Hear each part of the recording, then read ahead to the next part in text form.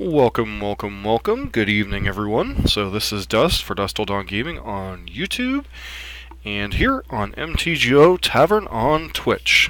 So tonight we're continuing our linear aggression series in Modern, trying to find a deck or two to play on the channel as our linear aggressive decks. For those of you not familiar, yesterday we started a situation where we are playing basically every viable Tier 1, Tier 2, even Tier 3-ish decks in Modern.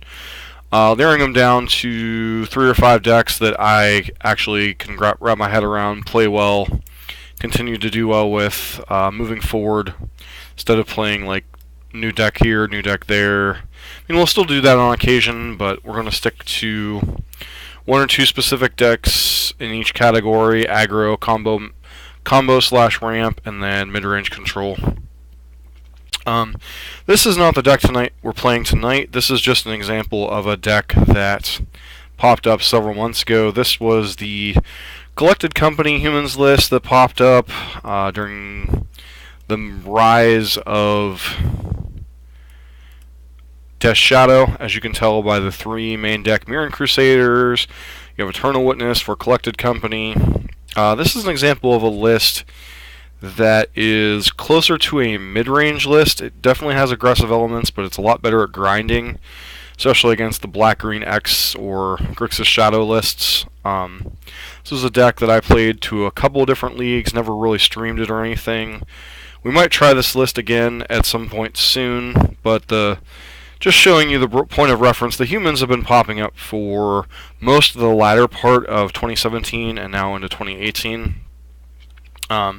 Difference in this list is you're running spells like Path to Exile in the main. It's a little bit grindier. This list is a bit better against the mid-range Black-Green X decks, whereas the 5-color Vial ones we'll get to is a little bit softer to the Black-Green X and control decks, but it does have like a lot of the same hate cards. Like it has Cumball and Meddling Mage as hate cards on the sideboard, and you can actually play more hate cards like Rest in Peace, Stony Silence. This deck really impressed me. It still had a fairly decent like combo affinity matchup, etc. With the Stony Silences, etc.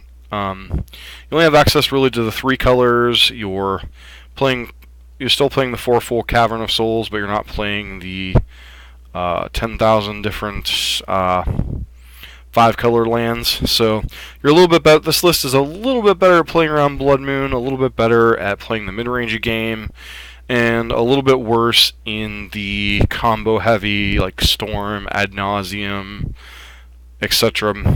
metagame. So the decks that we are playing, this was a list that we played a couple weeks ago on stream. Aether Vial, your 1-drops, Thalia's Lieutenant. The list we're playing tonight is not too dissimilar from this. The main difference is the Mayor of Aberbrooks have been replaced with Phantasmal Images. We'll get to that in a minute. I know personally I was boarding out Mayor a lot, so I can definitely understand this particular change. Beyond that, this list was only playing the 11 instead of the 12, didn't have the Cavern of Souls. Was running a couple fetch lands and a couple fetch land mana base plains as the land of choice for your Path to Exile or Ghost Quarter getting hit. This sideboard was a little more focused. A lot more 2-ofs, Aethersworn Canonist, Dark Confidant, Fiend Hunter, Mirran Crusader, Necromancer, etc., etc. Sideboard we're playing tonight is a lot more all over the place. It was a deck that did 5-0. I made 1 or 2 changes for budgetary reasons for the cards that we borrow. I replaced one of the Horizon Canopies with a Razorverge Thicket, and beyond that, this list is card for card from one list that 5-0'd. As we were saying, the one card that got changed was the 4 Mayor of Aberbrook for 4 Phantasmal Image, and the deck list was changed a little bit, like Seachrome Coasts were split with the Razorverge Thickets to allow you to easier casting a Phantasmal Image, because obviously it's an illusion, not a human, something to keep out for when you're naming either your Caverns of Souls or your Unclaimed Territories. Once you have like 2 or 3 of these in play, you might name Illusion in case you top deck a Phantasmal Image. So the advantage of Image over something like Mayor, generally speaking, any removal spell is going to kill either creature. So fragility isn't really the issue, but Phantasmal Image gives you more utility. Like, you need another Reflector Mage, it's another Reflector Mage. If you need another Mana Strider, it's another Mana Strider. If you need another Meddling Mage, it's another Meddling Mage. If you need another Noble Hierarch for some reason, it's a Noble Hierarch. And then all the one-ofs we'll get to on the board. So in a lot of situations, this card is another copy of whatever your best card in the matchup is if you've already drawn it.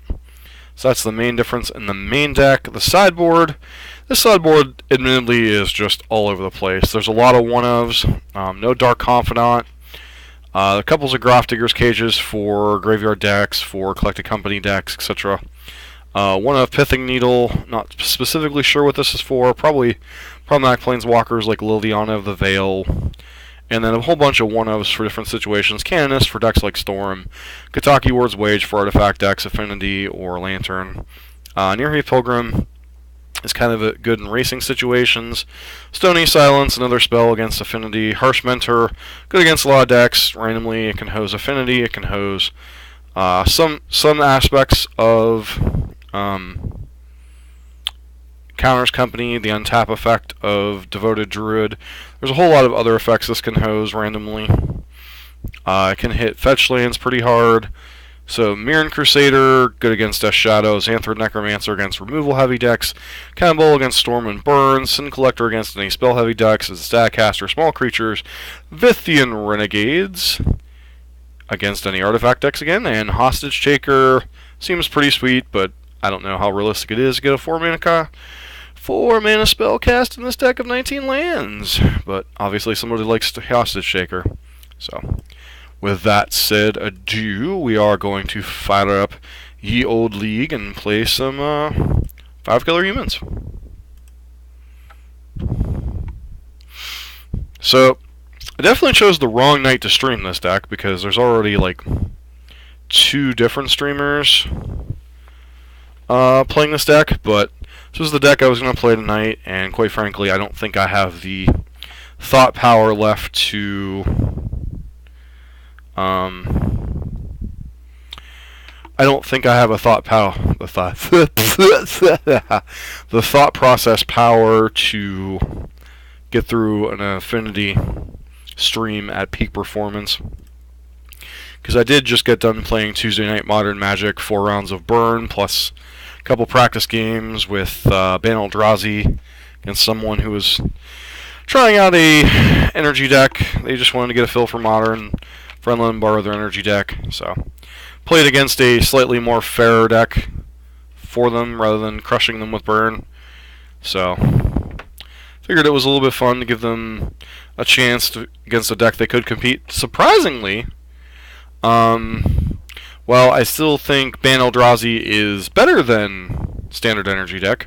Standard Energy deck does have a few creatures like the Vizier and the Scarab God that are quite scary for Ban Eldrazi.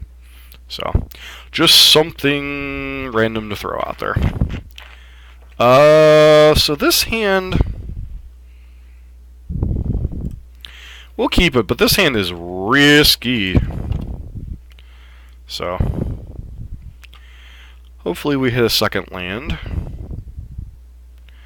One thing about these 19 land Aether Vial decks is sometimes you keep hands like this and it's just like, well, if my mana dude dies, then I'm up a crick. We're up against Crazy Ship. Almost said Crazy Shit.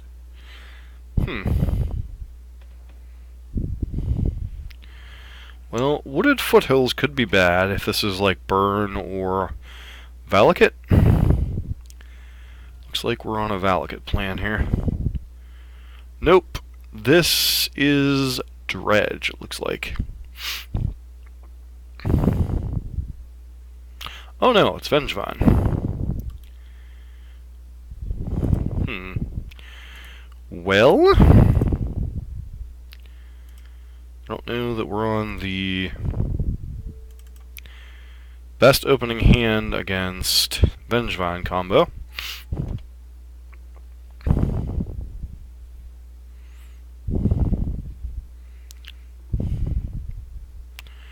Insolent Neonate and pass, hopefully. Bridge from below. Wow, okay. Did not see that coming.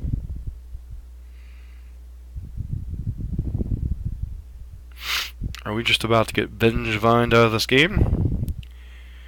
No, fortunately.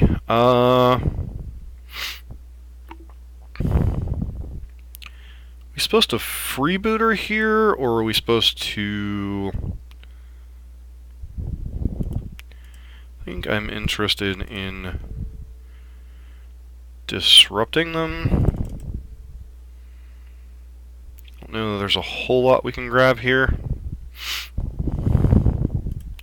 This feels like one of those games where if their hand came together, we'd just be commune with the gods, grapple with the past. So which one? Top 5 cards with a creature or enchantment. And then very interesting brew our opponent has. So their hand is grapple and bridge.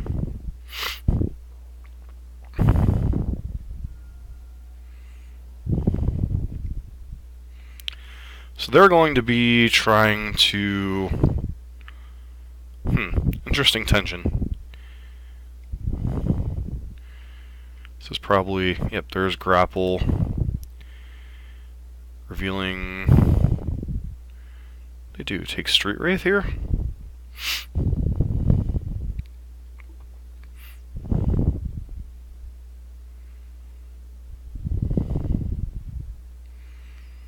Take Insolent Neonate.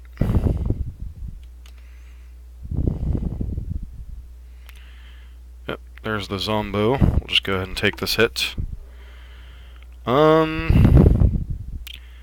Well, that's kind of awkward. So, blue, white, name Insolent Neonate here. Insolent Neonate.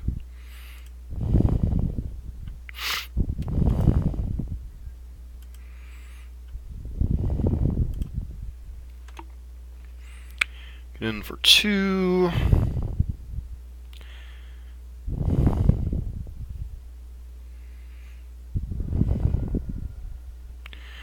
Opponent definitely has an interesting brew going on over there. Alright.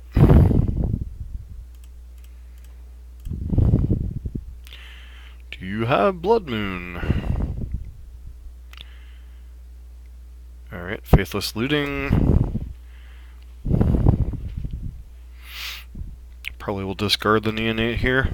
Nope, 2 bridges. Alright. How is bridge specifically worded? Okay, when a non-token creature.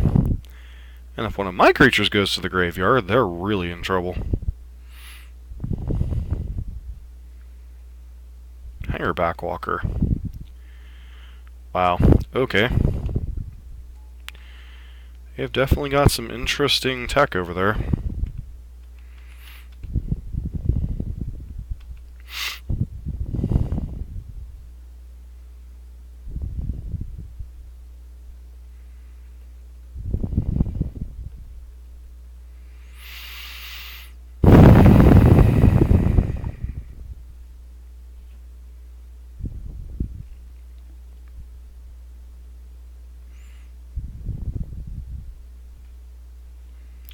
So that being said, if we start hitting mana here, I think we're in pretty good shape.